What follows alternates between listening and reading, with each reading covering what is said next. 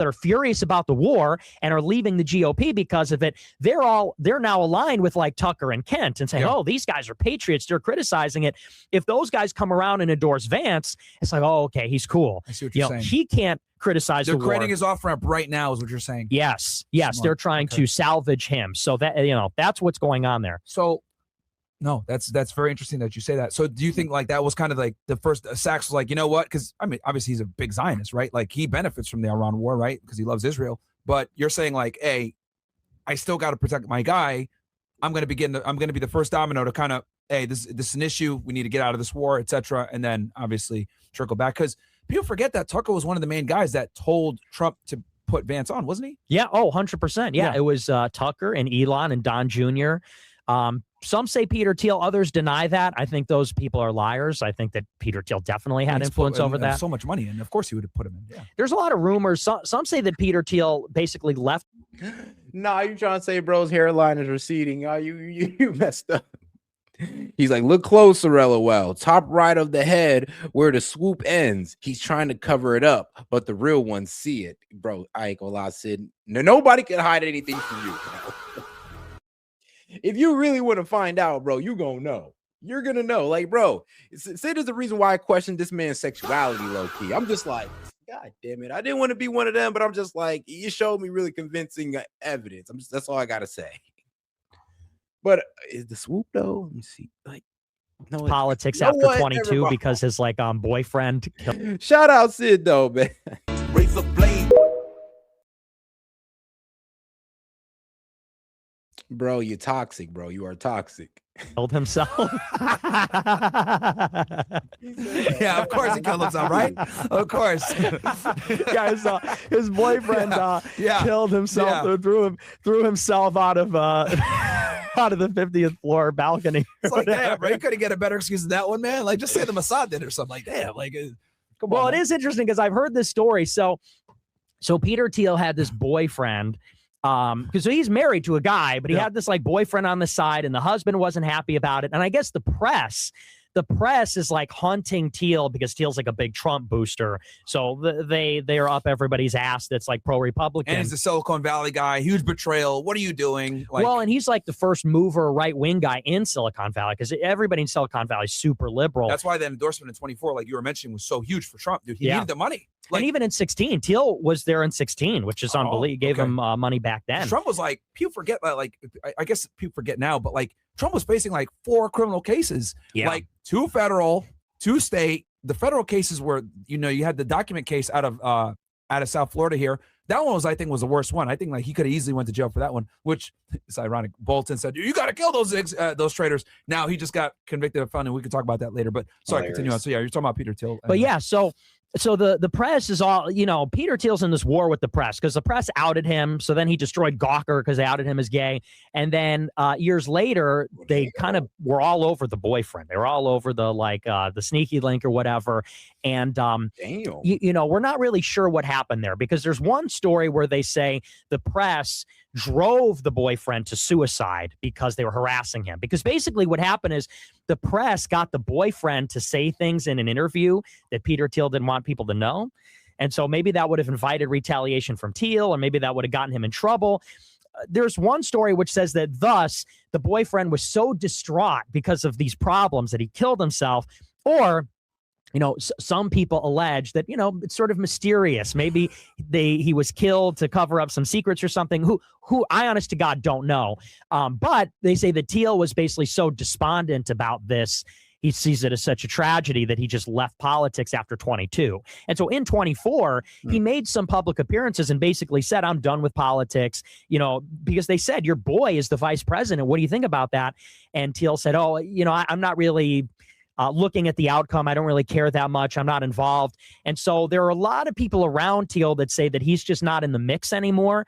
I'm not sure how much I believe that. Yeah. Though. So that's sort of interesting, but I'm just saying that's what I've heard in that world. I remember, I think someone asked him about lavender at I think it was Oxford or something like that. And he's just like, we'll defer to Israel government. And it's just like, okay, dude, all right, whatever. So I guess we could go right into, let's pull up the thing real fast with Lebanon. We'll show this video real fast of them striking this deal, because we talked about Lebanon and how that was really the only thing that we didn't have control of. And then of course the Israelis had control of it. And what did they do? they completely cooked it. We'll play this F clip it real all quick. up. And I mean, bro, we could have had the Strait open like a month ago if Israel was just to stop attacking Lebanon. Like, let's just keep it real. This is them right here. This is Marco Rubio brokering this. And I remember they had a meeting like this a couple months back, if I'm not mistaken, which Rubio also brokered it as well. I mean, this is a big deal. It says right here, Justin, Secretary Rubio just brokered a framework agreement for a peace between Israel and Lebanon right here in D.C. America, Israel, Lebanon are all signatories. Immediate steps include the Israeli military withdrawing from small areas from southern Lebanon that it currently occupies. We can play the clip real quick. You put the audio as well. God bless Israel. May God bless Lebanon. May God bless the United States of America and all those who pursue. I don't know why, but Rubio death staring this guy behind his back lets me know that he had to do a little bit of shaking. Like, look, you're gonna sit here, you're gonna agree to this, or I swear to God, we will remove funding. I'm hoping that's what was said, because the way he's death staring that man from the back is hilarious right now, yo. You could tell there was some major convincing that had to be done to make Israel sit the fuck down and agree to this and remove 5,000 soldiers. Like, you know what? For the one time, maybe for another time, maybe later on, but W. Rubio. I mean, he went out there, he got this deal done, and here's the thing: he's like one of the biggest Zionists ever. So I'm really surprised he actually wanted to go out there and pull this off. Peace. Thank you. But might be protecting that political stock, though. They got a woman signing for Lebanon. Cooked. Cooked. Cooked. Nah, oh, man. the same thing. I was literally gonna say five. I was like, I ain't gonna lie. The sexist in me is going like, so wait, hold on. Israel got a man signing. United States got a man signing. Thank God. What the hell's Lebanon doing? Like, Lebanon, bruh, come on. Cooked. So yeah, what are your thoughts on that, Nick? I mean, obviously with this deal, they're riding right now in Lebanon. Can we get the video of that, by the way, Mo, if you don't mind? Pull it up. Them riding in Lebanon. Like, literally, they're going, and I think they just drove to the PM's house. Really? They just let me get the link. I'll get what are your thoughts on that? Well, it's really interesting because the 14-point MOU specifically says there's a lot of there were a lot of questions about what the MOU specifically said about we Lebanon. can pull it up too as well. I have it. Because initially, like I said, the Iranians leaked to the press that it's a ceasefire in Lebanon. And I remember on my show, I said, well, first of all, is that true? Second of all, what does a ceasefire in Lebanon look like? Because the Israelis are engaged in an air campaign in Lebanon. They're bombing southern Lebanon, where Hezbollah is forward deployed with artillery and rockets. But Israel's also bombing the capital, Beirut, in central Lebanon, which is where Hezbollah's headquarters is, in the southern suburbs. And so not only are they doing this air campaign in Beirut. And why? Because Hezbollah is a political group in Lebanon. They do hold seats on the parliament. I think they're like the third biggest group, and they have major popularity in Lebanon. So this is why they're kind of held up there in high society. But also in southern Lebanon. They also are on the ground in southern Lebanon. They've invaded too. And so I said, when the MOU first happened, is it a ceasefire? Does that mean no airstrikes in Beirut, but they can keep going in southern Lebanon? Or does it mean no airstrikes altogether? Does it mean no airstrikes and they have to withdraw? Or does it mean just no airstrikes, but they could remain in their current position in southern Lebanon? What exactly does that mean? Well, that is true, Sid. Like, yeah, they're basically still occupying Lebanon, and they're not removing that military buffer that they got. But I mean, they are pulling 5,000 soldiers out. So I mean, I can't be too mad. We are getting some progress there. Let's see if we can get a little bit more. Then we finally got the terms of the agreement, and the terms said national sovereignty and territorial integrity of Lebanon. That is about as expansive of a ceasefire as you can get, because obviously if a country's occupying your territory and bombing you, you don't have territorial integrity, you don't have national sovereignty. So what that means is Israel's got to leave, they got to withdraw, and they got to stop bombing altogether for the most part. So this was the subject of these negotiations in Switzerland last week between the U.S. and Iran. So then the U.S. is going to host these negotiations from last Tuesday until today. It was supposed to be till Thursday, but they extended it a day, between Lebanon and Israel, brokered by Rubio. What's interesting is Rubio gave a statement during these talks, and Rubio said in a... Oh, man, shout out to my man Sid.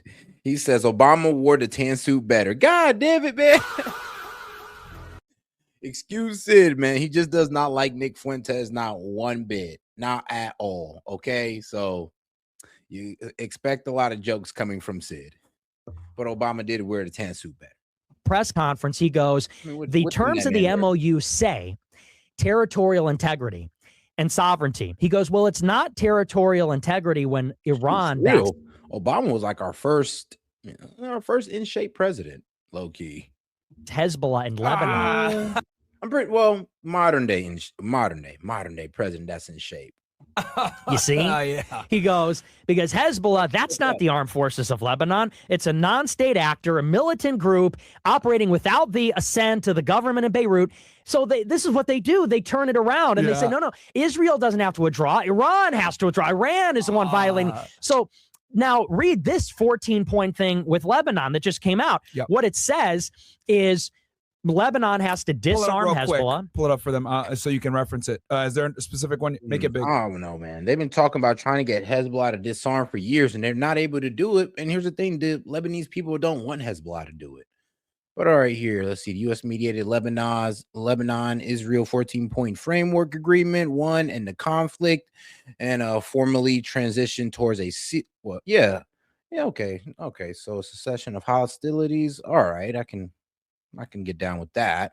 Israel will withdraw from Lebanon in phases contingent on involving security conditions. We'll see about that.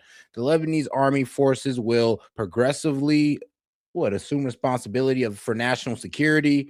But I mean, real with you, Hezbollah is just going to go into the Lebanese army then, if that's the case. But we'll see about that, because the Lebanese army should have been doing that. I mean, they should be the ones defending southern Lebanon and protecting these villages, okay? Not Hezbollah.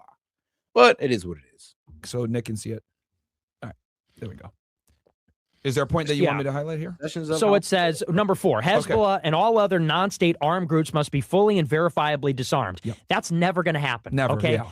Because Lebanon passed a law under pressure from France, the U.S., and Israel last year that said they're going to disarm Hezbollah. Armed groups must be fully and verifiably disarmed. Yeah, that's not happening. That's what I said too. That's not happening. Like, you know how long I've been trying to disarm Hezbollah, and then Israel gives them, bro, it's kind of wild. They tell Hezbollah to disarm while Israel low-key gives Hezbollah reason not to disarm.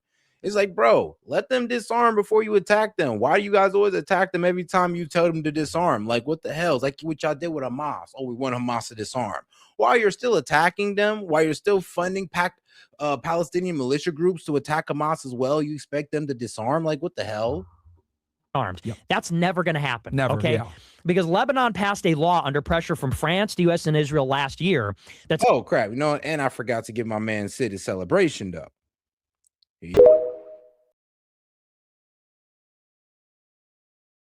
That they're going to disarm Hezbollah. And they can't, because Hezbollah is more powerful than the Lebanese armed forces. And so Israel's been insistent that Lebanon do this, and they haven't. And that was actually Israel's pretext to re-invade and violate the ceasefire that's been in place since November 24. Yep. So the reason they have this memorandum, this is effectively like passing the ball back to Iran. And what they're effectively saying in this agreement is they're saying, okay, you want a ceasefire in Lebanon? Well, you first.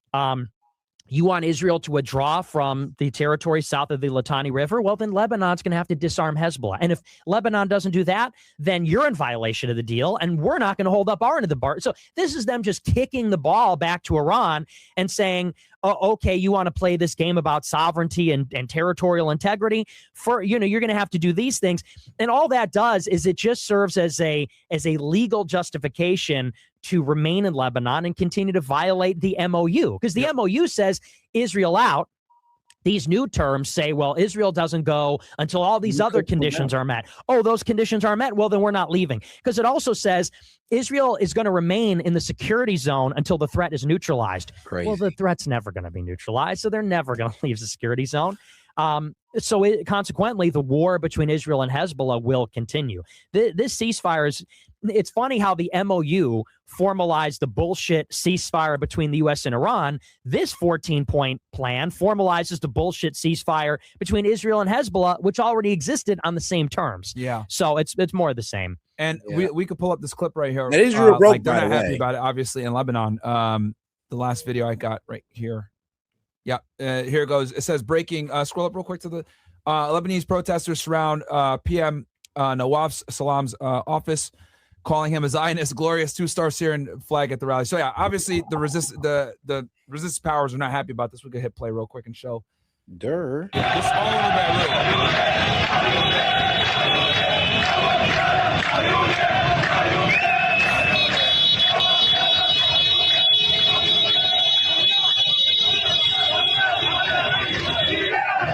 What's gonna happen? You can pause it. And like, you know, it's kind of crazy because it's like people forget like the Lebanese army is like terrified of Hezbollah because like they have more influence. And it's like half, I think, if I'm not mistaken, of the Lebanese army is Shia. So it's like they're not gonna Literally, that's what I was thinking too. I was like, bro, if you look at the demographics of the Lebanese army, bro, it sounds like a good amount of them might join Hezbollah. So it's not happening. Like, one, Hezbollah is a more formidable military force than them. Like, remember, Hezbollah was the ones that pushed out Israel twice, an actual military. The Lebanese army have no real experience like Hezbollah. I mean, that's just the sad reality of the situation in Lebanon. So, I mean, bro, considering that half the military is Shia Muslims, like, you think they're really going to get involved? The best thing they can do is just keep hands off, or else they're going to be, well, mixed in with Hezbollah and be targeted just the same.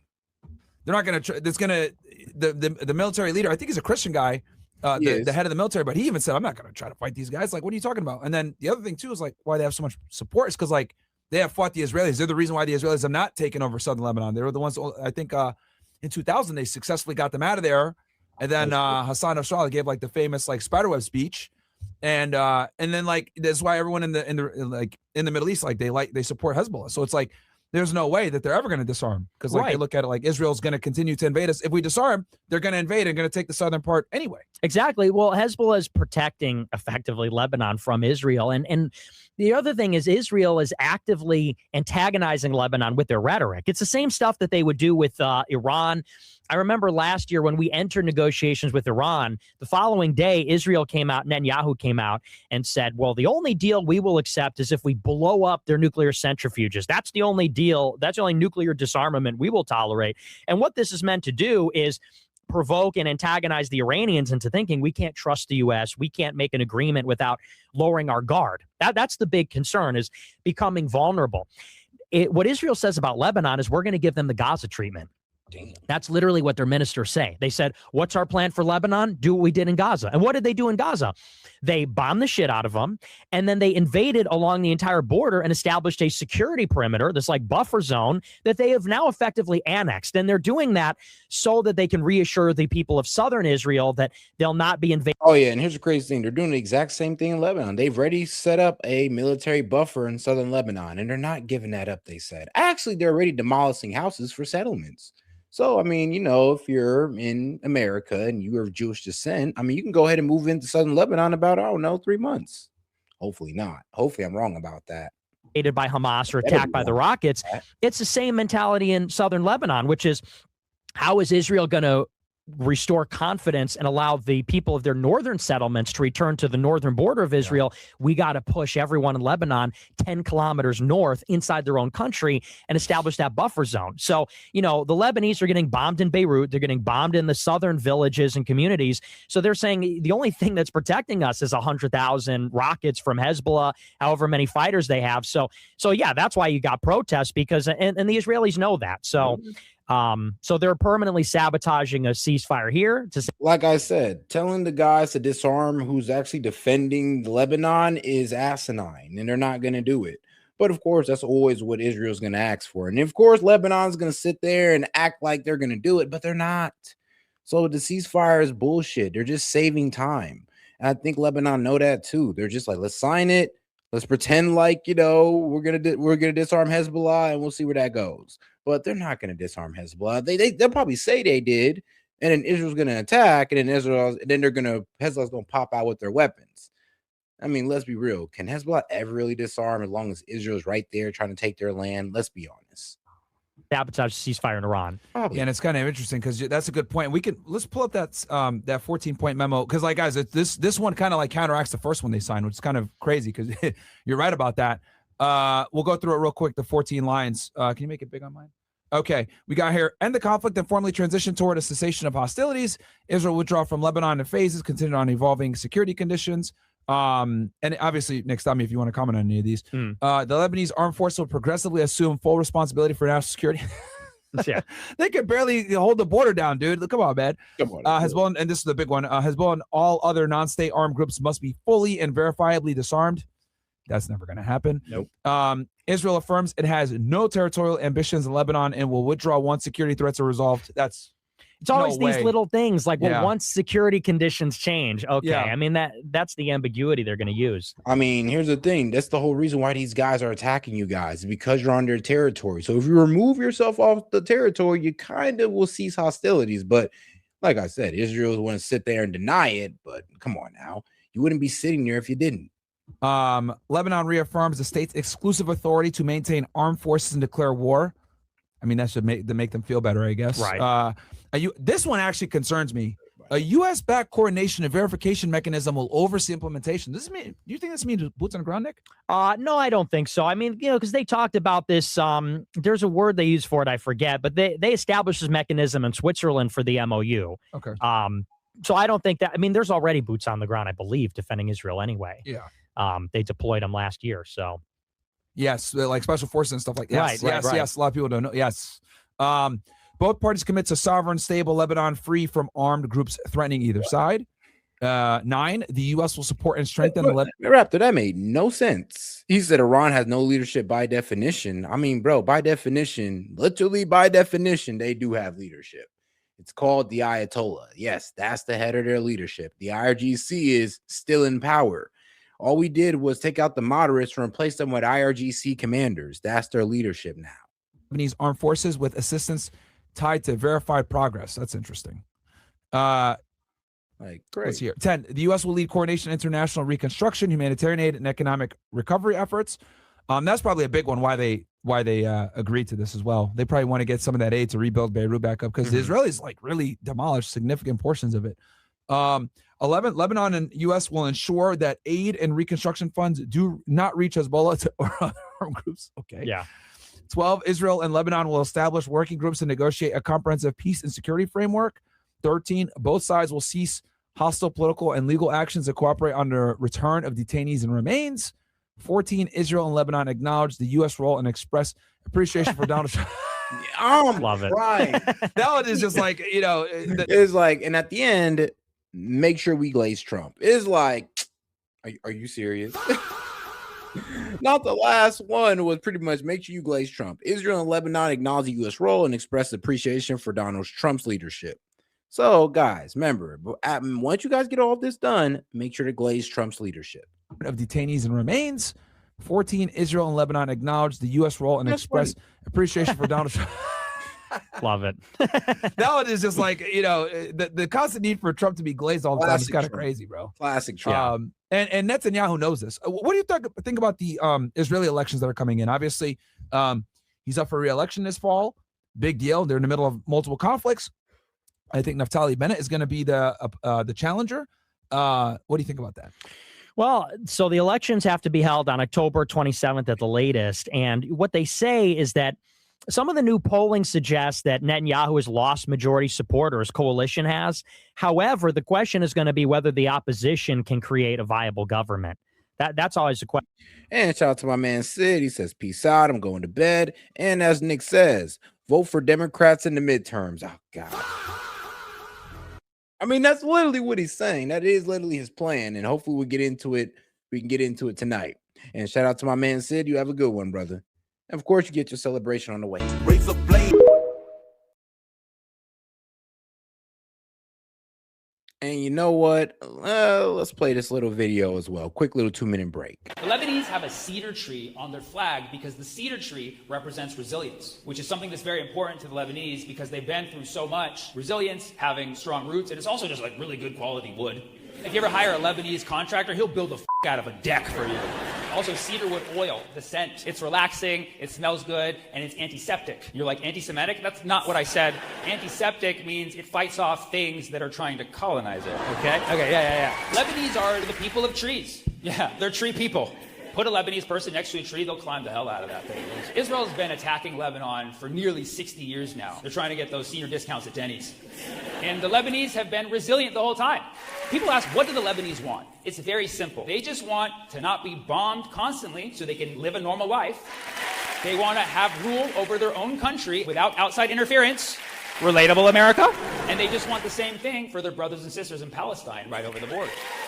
Okay, and they want to have the title for best shawarma. Is that too much to ask? I have family in Lebanon, and every time Israel bombs, they go straight to the mountains. And I always call them, like, where are you guys? They're like, we're in the mountains. I'm like, which mountains? They're like, we're not going to tell you, They're like, nice try, Mossad. Everyone in the world is the same in that we just want a normal life, right? We just want a normal life. What makes the Lebanese unique is that for all of these 60 plus years, the Lebanese are the only ones who were able to push Israel out. Okay? So what I'm saying, America, get some Lebanese people in Congress. Don't with a culture that can dance. You know? They can dub key your ass out there. The Lebanese will fight back and then be in the club later that night, just being like, that was a good one today. We did that. We did that. Nobody wants war. Nobody wants to see these bombs dropping. But if the Lebanese continue to be attacked, they will continue to do what they do best, not let it happen, in what they call Operation Sharmuta. The Lebanese are fearless. When they hear the Israelis are coming, they treat it like a game of hide and go seek. They're like, come and get me, mother. 1, 2, 3.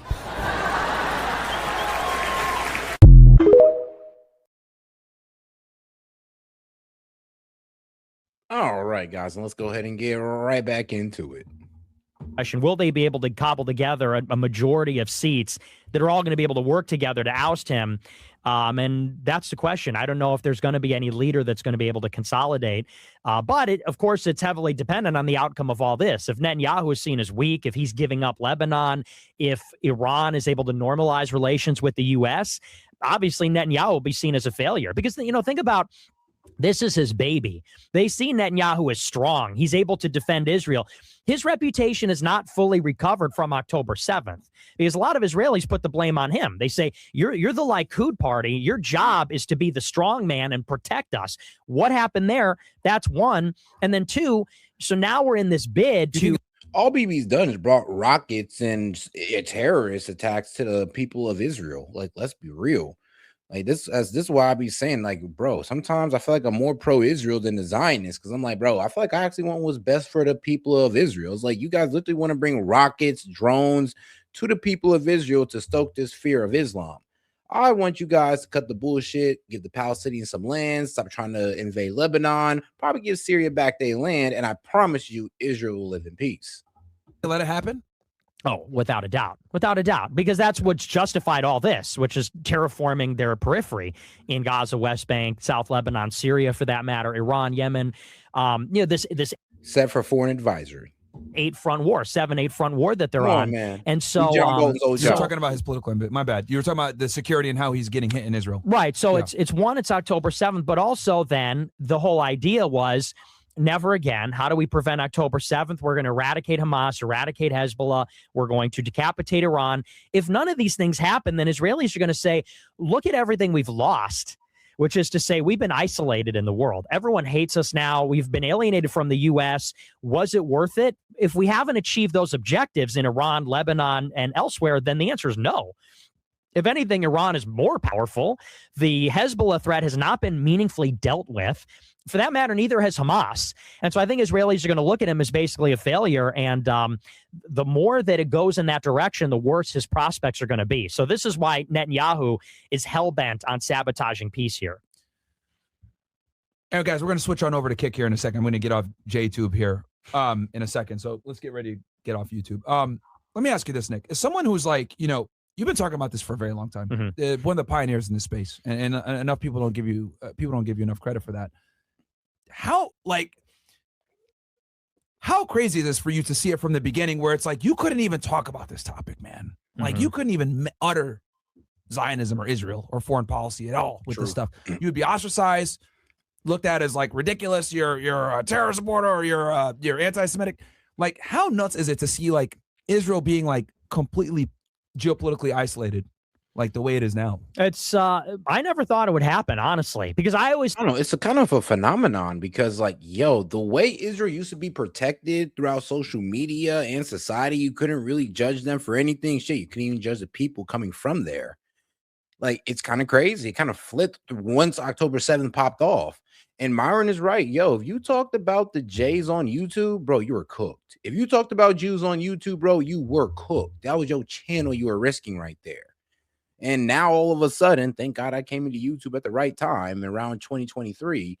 It's almost about to be my hey, S.E.T Media is about to be 3 years old, guys. Oh, isn't that adorable? But anyway, though. But yeah, right around the time I came in, it was okay to talk about Israel. It was okay to talk about the Jews all of a sudden. But before that, yeah, if you said anything about them, you were losing your channel, losing your whole platform. Shit, you might even lose your bank. Thought that was the one thing no one was ever going to talk about because it's just too. I mean, you know how it was even 3 years ago when we did the show for the first time. You remember? Yeah. Demonetized, articles written on us, like Right Wing Watch, Media Matters, SPLC. They all came after us, right? Like look, Holocaust deniers, etc. Right? So, and that was late in the game. Yeah, that was only 3 years ago. Yeah. So it's really unbelievable how quickly it's October 7th, obviously, but like it's just shocking.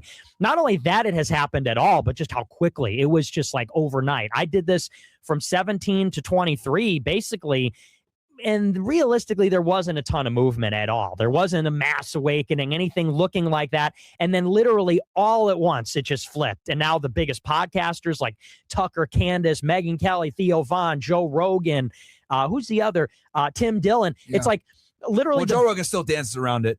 But, for the size of his program, he's definitely not pro-Israel, which is really interesting. You're right. And lately, he's brought people on, he brought, Ian Carroll on. Ian Carroll talked about like the dancing Israelis. And I was like, what the? I was like shocked. Dave Smith a bunch of times as well. So I was like, I was shocked when I was like, oh, wow. Like he mentioned dancing Israelis on JRE. This is insane. Yeah. This was like considered like a fringe conspiracy theory for years. And like now people are figuring out that like Israel had foreknowledge of 9/11, significant evidence to show it. So it's wild, dude. And like I said before, someone like you who blackballed, demonetized, banned everywhere, debanked, etc. It's like vindicated, man. Yeah. I mean, it would feel good, but then it's like I don't know. Sometimes I'm just like at once it's very satisfying to see people say, oh, he was right all along. On the other hand, I'm not even getting a ton of credit. Like, a lot of people now that have come to the scene are like, now they're calling me the fucking shill. Yeah, it's kind of crazy when I hear people say that. Yeah, and we don't need to get into stuff like that. It's kind of crazy because like they'll say that. I'm like, do you not realize how much this guy's lost about this fucking topic? Yeah. Like, are you fucking serious? Like, it's nuts. It's like a lot of times like they'll give a talking point. I'm like, wait, Nick said that first. You know what I mean? So it's like it's crazy when people don't give their flowers or don't talk about it. So it's like insane to me. But it's like, I will say this, even though fuck the progressives and the left, I will say that them talking about this has helped. Totally. Because one thing that I've realized, are we off YouTube yet? All right, yeah, let's get off YouTube. Let's get off YouTube. Let's go straight to Kick. And, Kick and Rumble, obviously, cool. Yeah, guys, come on over. Kick.com/Myron Gaines, Kick.com/Myron Gaines. Nick and Fitz show, okay? So, all right. I was talking about the, before I was talking about the, shit. Fine, maybe on Saturdays. But like what I will say is they brought an enormous amount of awareness to the problem. Mm-hmm. I've always looked at it like they attack the problem from like a humanitarian perspective, like, oh my God, they're killing people and genocide apartheid state, or etc. Right? Which is whatever. But I will give credit that like, because I'll say this, progressives are way more active than we are, right? Let's be honest. These motherfuckers will go out and protest like free Palestine, go nuts or whatever. And it's brought awareness to the problem. You know what I mean? So that's one of the benefits. Obviously, they don't attack it from the same perspective that we do. Like me and you come in like, yo, these guys are subverting our government. This is an issue. Get them the fuck up out of here. We come at it from a nationalist perspective. And we also understand that, like, let's be honest, Jewish power creates a lot of problems. It's caused a lot of pernicious left-wing ideologies to kind of permeate throughout the country with, their expansive situation. Yeah, go ahead. Bring some. Thanks. Got to take care of the bro, man. So it's good that they've because they've activated a very politically active side, right? Because like, you know, progressive stuff, the college campuses, whatever. So that's good. But like, you know, on the other side, like obviously they're coming at it from another perspective, but that has helped, I would say, because like if you're right wing and you're anti-Israel or, you know, critical of Jewish power, it's like you're good, you're cooked, you're automatically cooked. You know what I mean? That's what I've realized. So that's one of the benefits. Yeah, I mean, it's definitely true. That's the thing, though. The left is huge. The left is huge, organized, active. And the difference is that the left is not captured in the same way that the right is by Israel. The right is deeply institutionally captured by the Israeli government in particular. It's like, yeah, I mean, bro, it's gotten all the way down to the young Republicans, where young Republicans are defending Israel, and it's kind of crazy, but they're doing it. And I mean, hey, they're doing a decent job of it. I mean, it's still tough, but they're doing a decent job. Bro, you don't see that in the Democrats. You don't see that with their youth. Like, not at all. That not one Democratic youth supports Israel, but we got a whole bunch of Republican youth that just loves Israel, will die for Israel more than they probably die for their own country. Israel lobby, such that it's just a different rule set. On the left, criticism of the Netanyahu regime in particular, that's actually institutional. Soros is an enemy of Netanyahu. Soros is out there, even though he's a pro-open borders, open society Jew, and like one of these Jewish billionaires that's ruining America, he is. Oh, guys, you got any questions, comments, jokes, or disagreements? I'll be happy to read it out loud and engage with it.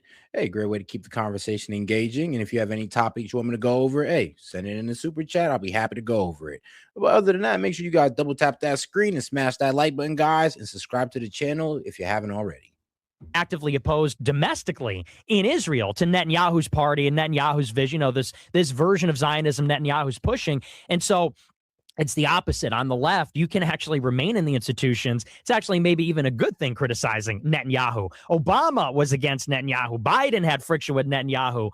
And so that there's been an opportunity there for people to criticize it and retain their platform access or, career opportunities. It's a huge boon to us. And, there was a time I remember in like 23 and 24, the left was very heavily critical of Israel. And you had a lot of people on the right who were pro-Israel that were saying, well, the left is criticizing Israel for the wrong reasons.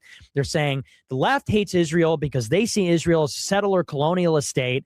And use all those left buzzwing terms: genocide, apartheid, ethno state, colonial. Yeah. Right. Yeah. They said, the left sees the Israelis as white people that are oppressing an indigenous population, extension of the British Empire. There's like a socialist angle, you too. both know they're not fucking white. Hell no. No, Jews are not. Anyone that says Jews are white, you're a fucking retard. Like, they're not white at all. And they'll even tell you, I'm not white.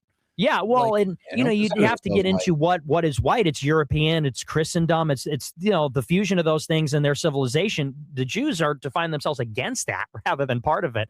But in any case, the pro-Israel right was correct that the left was criticizing Israel for the wrong reasons. However, it didn't matter. At that time, it was just important to basically thaw the chilling effect, because the problem that we had is that you were simply like not allowed to say or think these things or, engage in activism against these things. He's okay. Oh, he's not bothering you? No, okay. I love the dogs. Okay, all right. Fair. So it was important for the left to say those things just to open up that conversation, just to thaw the rules governing that conversation. Now, however, I think it's a different story. A year ago, you needed the left and the Muslims, for that matter, because the Muslims, they're a huge community too. And let's just very loyal. Yeah, and not only that, but they're extremely numerous online. Mm-hmm. I don't think it's wrong to say that, like, if you're shitting on Israel, you're getting a huge engagement boost from the Muslim world, not just nationally, not here, but internationally they've too. Been Jew-pilled forever. And they're like, finally, America's talking about this. Because like for a long time, they could never talk. I ain't gonna lie though. Yeah, low key though. Like, a lot of Muslims are going like, so now y'all finally get it. Now y'all catching on. Like, after years, you're starting to understand what's going on here. It's like, yeah, okay, we feel you. Okay, we fell for the propaganda, but trust me, we get it now. Now that your problems is becoming, well, our problems as well. Right, like that, you knew it, right? Like, I mean, I grew up in a Muslim household. My family's from Sudan, so like I grew up like hoodies. So you already kind of knew what it was, but like America had never known this shit because it was so suppressed for so long, right? Like you couldn't talk about it. And a guy like you come in and you talk about it. Whoa, get this guy out of here immediately. So, but continue. I'm sorry. So if you are in 24 and 25 criticizing Israel. And I was very conscious and cognizant of this. I remember saying things in a certain way that would appeal to liberals and appeal to Muslims, because then they boost the content. And it's like, look, if what we're doing is like a prison break, it literally doesn't matter. As long as the content's getting out there, as long as people are getting the idea that we can criticize Israel, like these guys are hypocrites, they're not beyond reproach, etc. It's just about changing that conversation. And it was okay. Now, however, we see everybody knows the score. And what is happening now is that the left and the Muslims are kind of using this to push their own agenda. So the left is using criticism of Israel to push their DSA stuff, their progressive stuff. They're using it to basically conceal and run cover for the other parts of their radical agenda. Same thing with Muslims. You see a lot of the Muslims now saying, anyone that criticizes Muslims is a Jew. Anyone that has anything untoward to say about Muslims or mass Muslim migration is a Zionist. That's a Zionist. And it's like, whoa. It's not America first to have mass Muslim migration. Yeah. It's not Jewish to say that. It's not America first to let Somalians. Oh no, we understand that. Is that here's the thing though? Nobody's trying to say we should have mass Muslim migration. Trust me, that's not my argument when I sit here and I try to, dispel people of their illusions of Islam. I'm not saying that we should allow a whole bunch of Muslims into the country. I'm saying that our fear mongering on Muslims is what drag us into these Middle Eastern conflicts, or what makes people think it's okay just to kill innocent people because they're Muslims. Loot Minneapolis and not deport them. That's not America first either. And yet the left and Muslims, or Muslims and the left, respectively, on those issues, are using criticism of Israel to run cover for those policies. Hey, it's all good if tons of Muslims come here. Anyone that's against that is Jewish. Oh, it's cool if Somalians take over Minneapolis. Anyone that's against that is Jewish. And so I think now that criticism of Israel is mainstream and popular and, maybe the majority position, it's now important for the right wing, the nationalists, to assert our own position on this and say, now we need to start drawing some lines and say, listen, we may coalesce. We can create a coalition, perhaps, with some elements of the left or some Muslims, but what we are as a faction is nationalists. Yeah. And so the reason we're against Israel, it's the same reason we're against Soros, because we're America first. Yep. It's not America first to have open borders or to give money to Israel. It's not America first to have Muslims here that only care about Islam. And that is crazy, though. So you're telling me if you're critical of Muslims, they're going to try to call you a Zionist? Like, yeah, that is crazy. But then some people do take it so far. There's being critical of Muslims. Like I've been critical, like with the praying in the street. I don't think that fits I don't think that helps them out. Like, trust me, the way people are talking about you guys right now, you guys praying in the streets isn't the best thing. And let's be real, there's a lot of people in the Muslim religion that don't even approve of that. So what the hell are you guys doing? But I'm not going to sit there and throw the whole religion under a bus. I'm not going to sit here and say all of them are trying to take over and it's a Muslim takeover. That's asinine. So, yeah, there is like calling out Muslims for bad behavior, and then there's just trying to demonize the entire faith. Muslim countries, same way it goes for Jews. Yep. So we need to sort of define and distinguish and refine our movement within the Israel critical space as the right-wing faction. Yeah. And, I guess there's people who like to say Islam is the problem, but then like substantiate that. How is that the problem? Tell me. Did Islam cause the immigration problem? Because most of the immigrants that fled over here are Hispanic. Remember that. So, I mean, what does that got to do with Muslims? Is Muslims the reason why our debt's out of control? No. I mean, let's be real. I don't see one of the reasons why our debt's out of control is getting into it with Muslims. So how is Islam the problem? Please explain to me how Islam is the cause of some of our greatest problems in the United States. Make it make sense. You can't. Why? Because you've been propagandized. No, and like now that the information's out, we can start to actually be more specific about the issues, right? Because like I said before, it's good because they brought awareness from the left, right? That wasn't there before. Because shoot, if anything, Muslims help us out. Think about it like this: who's holding up our petrodollar right now? A bunch of Muslim countries. Who's investing heavily into our AI? A bunch of Muslim countries. Who's investing heavily into our weaponry? A bunch of Muslim countries. So I don't see how Islam is a problem, man. These guys seem to be helping us.